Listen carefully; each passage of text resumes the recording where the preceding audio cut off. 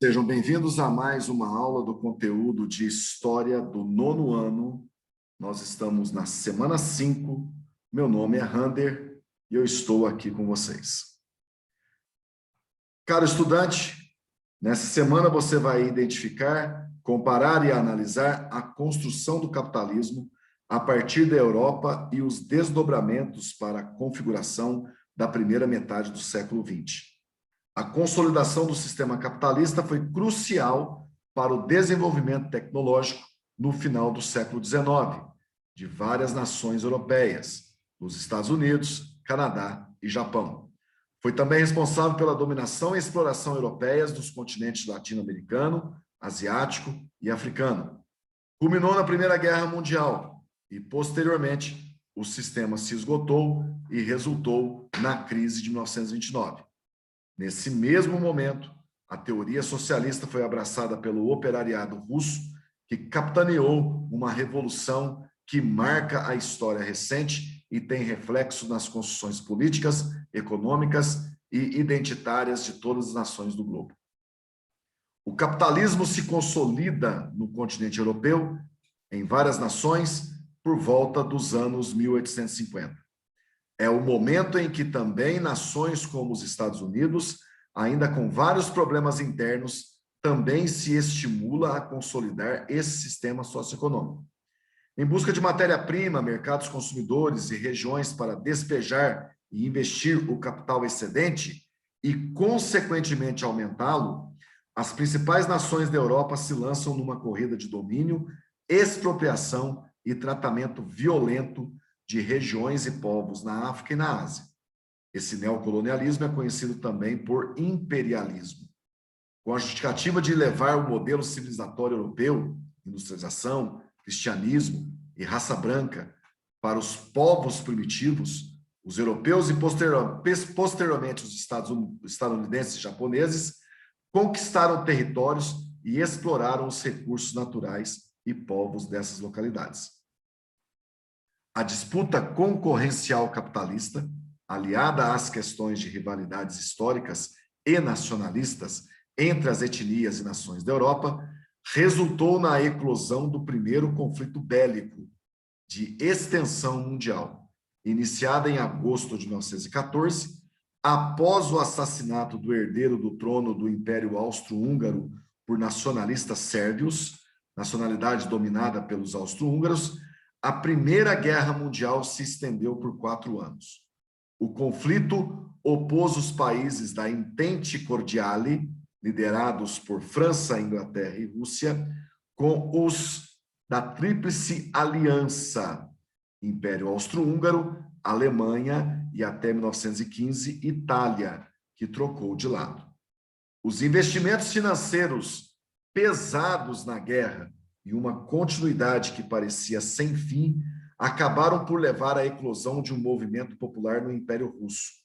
Entre as nações envolvidas no conflito, a Rússia, naquele momento, tinha uma estrutura agrária com população majoritariamente camponesa, uma pequena classe operária criada pelo aparecimento de incipientes plantas industriais com capital estrangeiro, em maioria, uma pequena classe burguesa nacional e 2 grupos privilegiados, a nobreza vinculada à terra e o clero da Igreja Cristã Ortodoxa.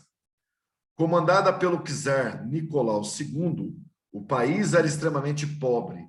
A situação de miséria da maioria dos russos abriu espaço para o crescimento do pensamento socialista. O envolvimento russo na primeira década do século XX em conflitos imperialistas, permitiu a formação dos conselhos operários, sovietes, e pressões dos grupos sociais que não usufruíam dos privilégios de classe. O czar convocou o parlamento, Duma, mas a situação foi agravada com a participação russa na guerra. Em fevereiro de 1917, apoiados pela classe burguesa, o partido menchevique lidera a revolução que depôs a família imperial. O povo solicitava a saída da Rússia da guerra, mas os acordos diplomáticos foram mantidos. O maior partido de oposição, o bolchevique, insuflou a população com o lema paz, pão e terra. Em novembro do mesmo ano, os bolcheviques tomaram o poder e iniciaram a implantação do socialismo no país. Uma das primeiras medidas dos bolcheviques foi negociar a saída do país da Primeira Guerra. A Revolução Russa foi a primeira revolução socialista bem-sucedida e marcou a história do século XX, pois, a partir desse momento, a experiência de um governo popular e da classe trabalhadora será exemplo para a classe operária e seus movimentos por direitos trabalhistas nas outras nações do mundo. Nesse mesmo ano, 1917, os Estados Unidos entraram em conflito. Ao lado de ingleses e franceses, esse país auxiliou na derrota da Alemanha. O presidente estadunidense Woodrow Wilson propôs um acordo de paz que não foi aceito por seus aliados. Após a rendição alemã, Inglaterra e França impuseram uma paz humilhante ao país, o Tratado de Versalhes. O que, para muitos historiadores, em conjunto com outros fatores, foi um dos vários motivos para o revanchismo alemão que culminou na Segunda Guerra Mundial. Após o fim da guerra, a Rússia foi se isolando cada vez mais das nações europeias por sua adoção a um sistema socioeconômico diferente. As nações europeias buscaram recuperar suas estruturas físicas e restaurar suas atividades industriais e comerciais, contando, inclusive, com os recursos expoliados nos continentes asiático e africano, majoritariamente. Porém, Itália e principalmente Alemanha tiveram ao longo da década de 1920 uma recuperação muito difícil, o que ocasionou o aparecimento e fortalecimento dos ideais nacionalistas reverberados pela ideologia totalitária e nacionalista do fascismo, Itália, e nazismo, Alemanha. No final da década de 1929, o capitalismo ocidental chegou à exaustão produtiva. O pós-guerra, marcado pela recuperação econômica de França e Inglaterra e pela hegemonia econômica dos Estados Unidos, acabou desencadeando uma crise de superprodução industrial e agrícola. Sem conseguir vender seus estoques e também ao movimento especulativo da Bolsa de Valores de Nova York, em outubro de 1929, inicia-se nos Estados Unidos uma crise sem precedentes na história do sistema capitalista. Rapidamente, as indústrias ficaram sem condições de se manterem, demitiram em massa e a população desempregada não conseguia honrar suas dívidas. A crise iniciada nesta nação rapidamente atingiu diversas outras nações do planeta, que contavam com investimentos de bancos e empresas estadunidenses.